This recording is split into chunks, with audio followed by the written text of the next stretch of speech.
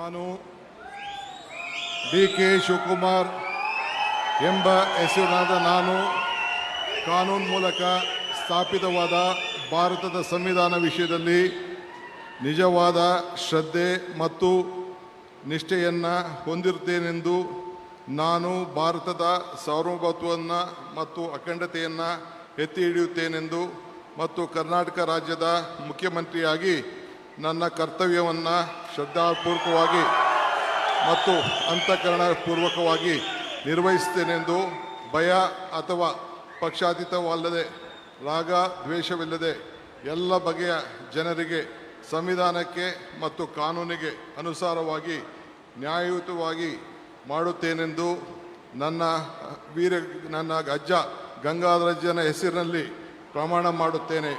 ಶ್ರದ್ಧಾಪೂರ್ವಕವಾಗಿ ಪ್ರತಿಜ್ಞೆಯನ್ನು ಮಾಡುತ್ತೇನೆ. ಮಾನ್ಯ ಮುಖ್ಯಮಂತ್ರಿಗಳು ಈಗ ಪ್ರಮಾಣ ವಚನಕ್ಕೆ ಸಹಿ ಮಾಡಲಿದ್ದಾರೆ.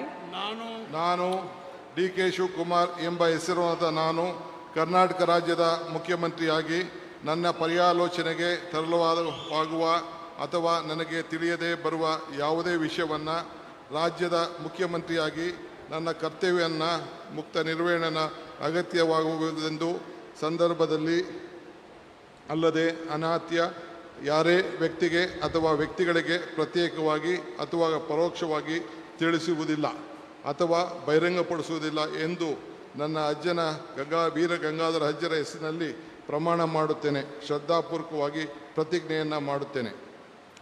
ಧನ್ಯವಾದಗಳು ಸರ್.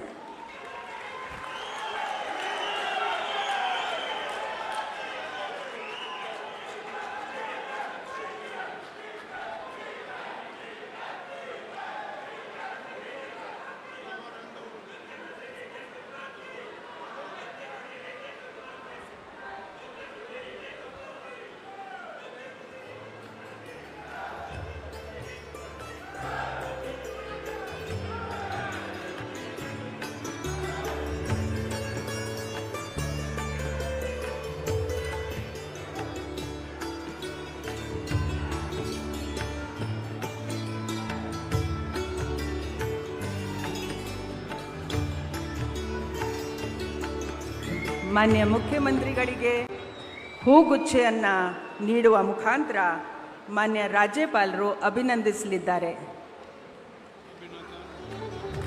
ಚಪ್ಪಾಳೆಯೊಂದಿಗೆ